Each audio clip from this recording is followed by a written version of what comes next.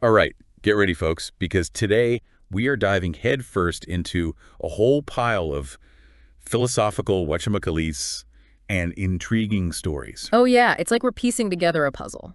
Exactly. One made of thoughts and teachings and hymns, all supposedly from this mysterious E.J. Gold, That's right.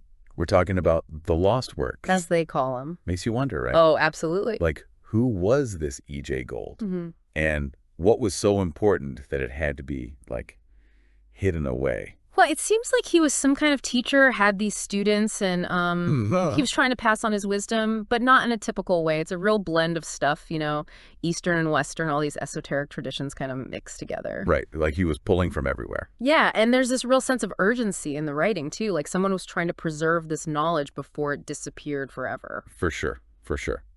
Okay, so where do we even start with this? Well, one thing that keeps popping up is this idea of the ego, Okay. getting rid of it, Wow. actually. Gold says that's like the first step towards becoming what he calls a conscious being. Okay, conscious being, got it. Now, he uses this analogy, right? It is, yeah. About a red house. The red house. What's that all about? Well, imagine this dining room, Okay, down here. but not some fancy, high society affair. Right. We're talking like Franciscan ware seconds, maybe some plywood floors, pretty basic, Not the fancy. No, not at all. But Gold makes a point of saying that some pretty profound spiritual work was happening in that simple dining room. Really? It's like the physical setting was almost irrelevant. Yeah, the real transformation was internal. Right? Exactly. It's not about outward appearances. It's about the inner work. So, basically, it could be a bare bones room, but if the people inside are doing the work, it doesn't matter. That's the idea, yeah. And, it reminds me of those moments when you have a deep conversation with someone in the most unexpected place. Oh, yeah, for sure. Like on a hiking trail, or maybe just, crammed into a busy coffee shop. It's the energy, the intention that really matters, not the fancy decor. I totally agree. And speaking of connecting with something deeper, Gold also talks about this inner world. Yeah, that's where things get really interesting. And kind of strange, right? Oh, for sure. I mean, this inner world is populated with some pretty peculiar characters. We were talking like unicorns and rainbows. Not quite, no. Think more like djinns, a giant snail. There's even a talking frog in there somewhere. Okay, so definitely not your average fairy tale. And it's not just about the inhabitants, He also describes the challenges of actually getting to this inner world. Like, imagine a doorway completely blocked by piles of garbage. Okay, I could picture that. And then on top of that, you need these special climbing ropes made out of, get this, Egyptian cotton suits. Wait, what? Egyptian cotton suits. Seriously. Yeah, it's wild, right?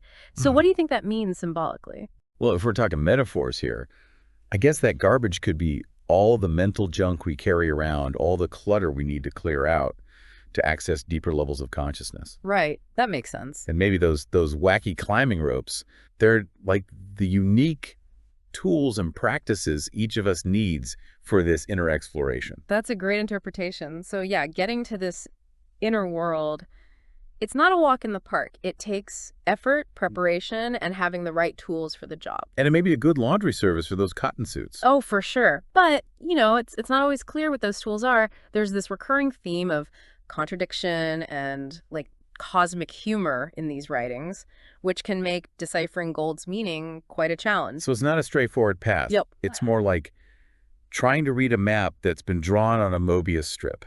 That's a pretty good analogy, actually. That's where that story about Yasun comes in. Yes, that's a perfect example. Okay, so remind me, who's Yasun again? Well, that's the funny part. We get all these different conflicting accounts of who he is. Some say he's a coppersmith, others a hog farmer, and then there are those who claim he's a poet. And the whole thing is narrated by, you guessed it, a giant snail. Okay, I'm starting to see the humor here. Right, and the snail, it promises that this story will teach us all about finding entrances to the inner world. But then it doesn't. It's like Gold is playing with our expectations, showing us that the spiritual path is often confusing and unpredictable. Yeah, and maybe a little bit absurd. Definitely absurd. So we've got this inner world full of strange beings and tough obstacles, a teacher who loves riddles and contradictions.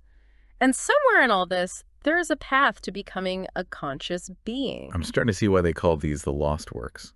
Yeah, lost or not, they raise some pretty mind-bending questions. Like, how does any of this connect to the real world? Well, one of the most fascinating things about gold is how he links these esoteric ideas to something as seemingly concrete as mass. Okay, hold on. We're talking about, like, physical mass. Yes, but gold defines it as a form of communication. Mass is communication. That's what he says, and he connects this idea to the biosphere. Ah, right. The biosphere, that other mysterious term. It's almost like he's blending spirituality with science, you know? So how does the Red House fit into all this? Oh, remember that unusual description of the dining room? It comes up again when he's explaining this masses communication idea. He does. Yeah, he says something about people unconsciously recording images onto the biosphere just by being in a room together. Wait, so just by hanging out in that dining room, they were leaving some kind of imprint on the biosphere? That's what he's suggesting, yeah. He even calls it an automatic process of copying. Like the more someone focuses on something, the stronger the imprint they leave. Okay, I think I'm following. So every thought, every action, every emotion, it all leaves a mark on this biosphere. That seems to be the idea. He even connects this to personal development. You know, he says our desires, aims, goals, even the subconscious ones, they actually shape our reality. So we're talking manifestation here, like the power of positive thinking and all that? It's more nuanced than that. Gold emphasizes effort and action, not just wishing for things to happen. He talks about overcoming our fear of failure and taking risks to achieve our goals. Right, so it's not just about thinking positive thoughts, but about actually putting in the work. Exactly. But he also acknowledges that sometimes we just don't have the energy to put in the effort. We all have those days. He specifically mentions all the energy we waste trying to control things that are outside of our control. Oh man, that's so true. Worrying about things we can't change, that just drains us, right? He calls it a major energy drain. Worrying, overthinking, trying to force outcomes. It all depletes the energy we need to actually engage with life. So what does he suggest we do instead of trying to control the uncontrollable? Well, he talks about something he calls intentional stress. Intentional stress. Isn't all stress bad? It's not about everyday anxieties. It's more about actively seeking out challenges. So like putting ourselves in uncomfortable situations on purpose. Exactly. He suggests using techniques like hypnotism, mantras, even physical challenges to break down old patterns and awaken what he calls the essence. The essence. Oh, okay, I remember him mentioning that before. Is that connected to the psyche? Yes, this is one of the core distinctions in Gold's teachings.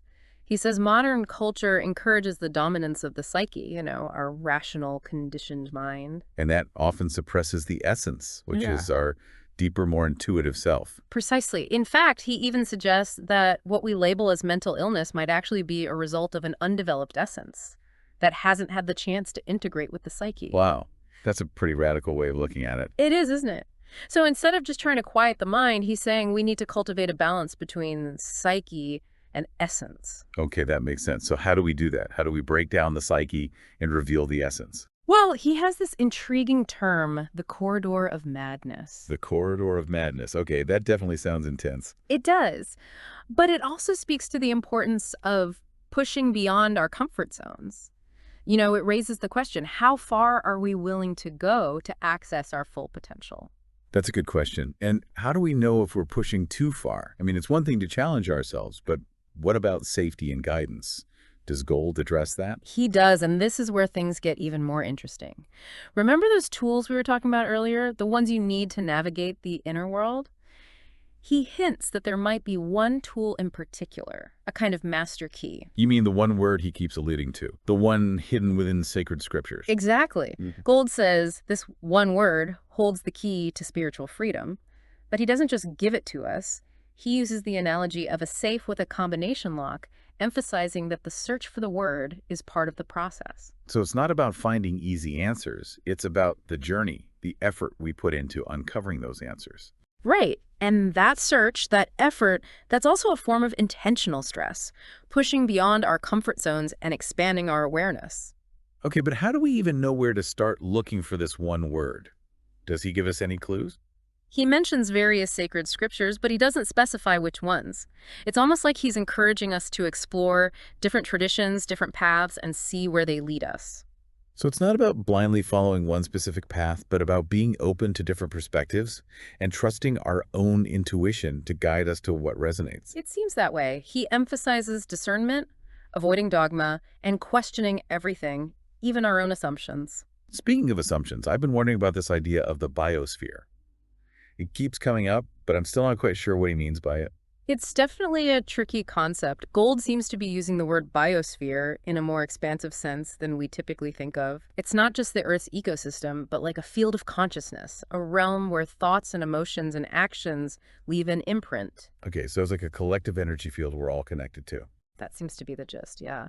And remember that whole mass as communication idea, he ties that into the biosphere as well. Right, right. He says something about masses striving for immortality as immortal ideas in the universal mind. It's a lot to wrap your head around. It is, but what he seems to be suggesting is that our individual journeys, our efforts to evolve and grow, they leave a lasting imprint on this larger field of consciousness. So, like, our personal growth contributes to some kind of collective evolution. It's a fascinating idea, isn't it? It suggests that our lives have meaning and purpose beyond our individual experience. It makes you wonder, what kind of imprint are you leaving on the biosphere? That's a great question for all of us to think about. What thoughts, what actions, what energies are we putting out into the world? It seems like Gold is encouraging us to be mindful, not just of our own personal growth, but of our impact on the larger web of life. And to remember that our journeys are intertwined. What we do, how we think, how we interact with the world, it all matters. Well, we've covered a lot of ground today, from the mysteries of the between lives state to the practicalities of using intentional stress for growth and the challenge of finding the one word that unlocks spiritual freedom. It's a lot to take in. It is. And through it all, Gold emphasizes that this is not a passive journey. It takes effort, discernment, and a willingness to challenge our assumptions. So as we move into the final part of our deep dive, what's the one thing you hope our listeners will take away from Gold's teachings so far? Welcome back, folks. Now, before the break, we were starting to get into this between lives state that Gold talks about. And, it really struck me how different his view of death is compared to, like, how we usually think about it. Right, yeah, not just the end, but like a transition. Exactly. It's like this process that we can actually consciously navigate. Whoa. And he even suggests that, like a practitioner, someone who's really skilled, they can be involved in guiding that transition. Really? So it's not just something that happens to us, but something we can actively participate in. That's the idea. It's pretty mind-blowing when you think about all the beliefs we have around life and death, Yeah, it really challenges everything. But it also opens up some pretty amazing possibilities, right? Like, Gold outlines all these specific practices for helping someone who's died, helping them to, like, achieve a favorable rebirth. It's almost like a guide, Yeah. helping someone navigate a really difficult terrain. Yeah, that's a good way to put it. So it's not just about what happens after we die, but about how we approach that transition. Oh, okay. I see. And Gold really stresses how much our thoughts and emotions can impact the deceased, too.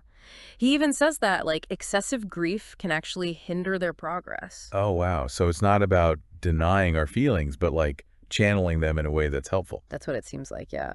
He talks about creating this, like, calm and positive atmosphere for the deceased, almost like sending them off with good vibes and well wishes for their journey. Okay, that makes sense to me.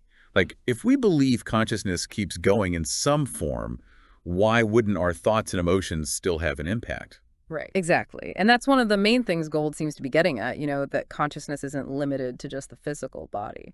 Okay, so we've got life, death, the between lives state. It's a lot to digest. It is. But Gold also talks about more like everyday things too, right? Yes. How we use our energy in daily life, those intentional stress factors we were talking about before. Right, right.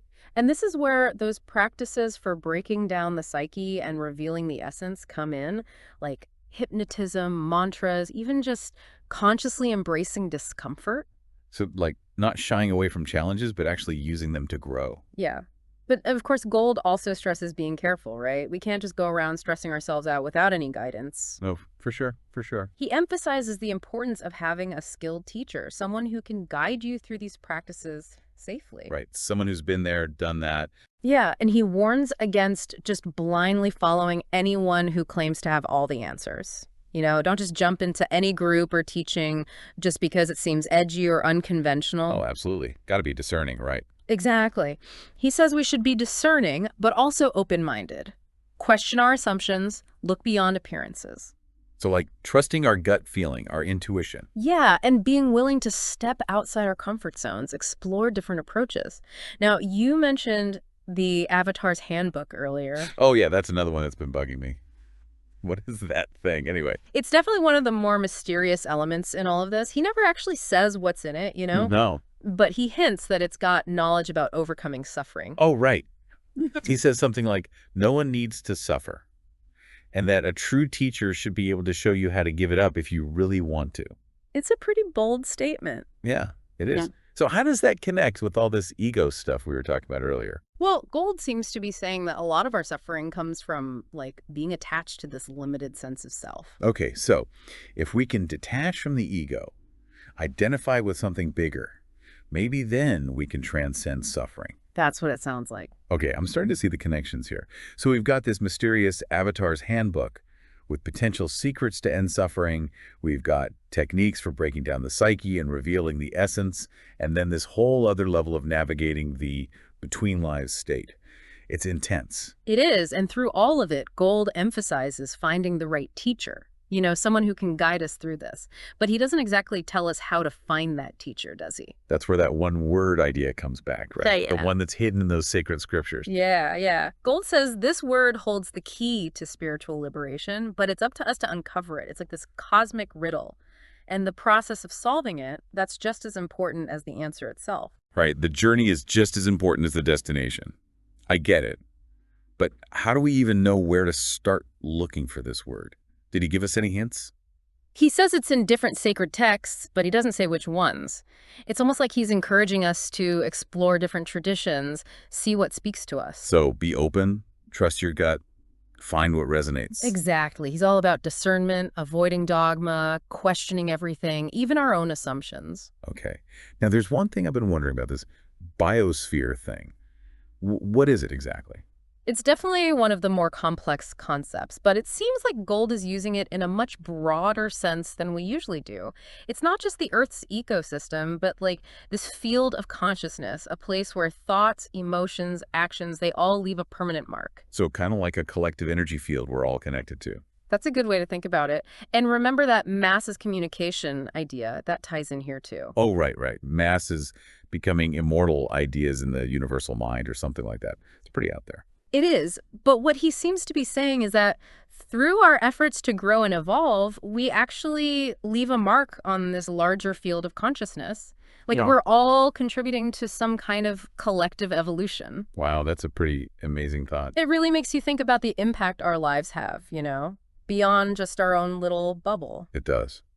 So with all this in mind, what do you think is the most important thing for people to take away from Gold's teaching so far?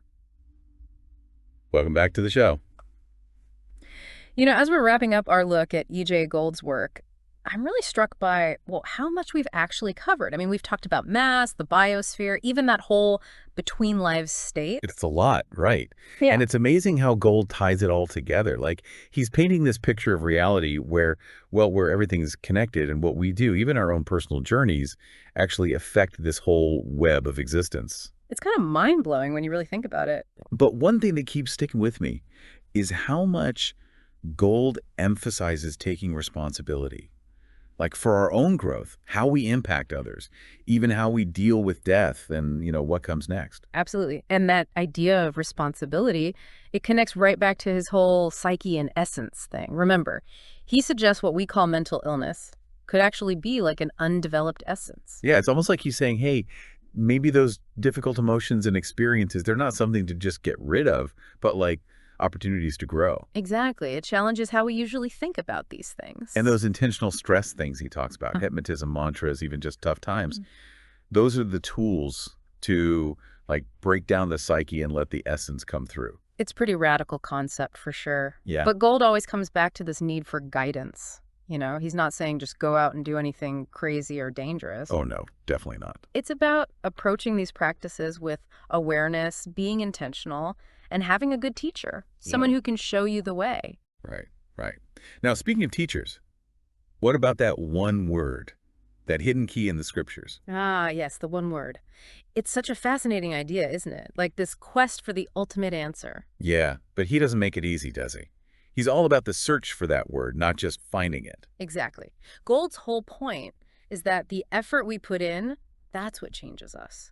It's like that analogy he uses, the safe with the combination lock. Yeah. Just turning that dial, trying to crack the code, that's what opens it up. And that journey, it's usually full of challenges, right? Setbacks, times when you just feel lost. Like in that story about Yasun today, right? The snail's promising all these secrets about the inner world, but we never actually get them. Exactly. And maybe that's part of it too, not taking ourselves too seriously, learning to laugh at the absurdity of it all. Maybe.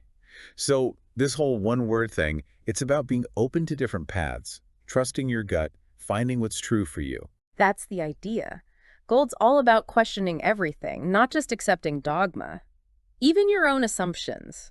Now, we were talking about that biosphere concept earlier. Oh yeah, that was a tough one. Definitely. But it seems like Gold's using it in a way bigger sense than we normally do. It's not just about the earth. It's this, well, like this field of consciousness where every thought, every feeling, every action leaves its mark. Okay, so it's kind of like this giant energy field that connects us all. That's one way to think about it. And then, remember, he ties that back to mass being a form of communication. Right, all those masses becoming immortal ideas in the universal mind, or however we put it. Yeah, it sounds pretty out there. But what he seems to be saying is that when we work on ourselves, when we try to grow and evolve, we're not just affecting ourselves, we're leaving this mark on a much bigger level. Wow. So like we're all part of something much larger. Exactly. It makes you think, doesn't it?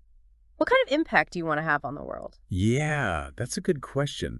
It's not just about me, it's about everyone. Right, and that's something Gold comes back to again and again, this idea of service. Whether it's those ashram principles or that whole bodhisattva thing, dedicating yourself to helping others seems to be a big part of it all. It makes you think. I mean, our world's so focused on like me, and he's talking about helping everyone. It's a different way of looking at things, that's for sure. But it's also hopeful, like we can create a world where we're all connected, where we care for each other. So as we finish up this deep dive into E.J. Gold, I'm feeling, well, kind of amazed by all these ideas, but also challenged to like actually do something with them, to make them real in my own life. That's the journey, isn't it? To keep exploring, keep growing, and to use what we learn to help others. Exactly. Thanks for joining us on this incredible journey into the mind of E.J. Gold. We hope you enjoyed the ride, and we'll leave you with this. If we're all connected and our actions really do matter, what kind of impact do you want to make on the world? Keep diving, folks.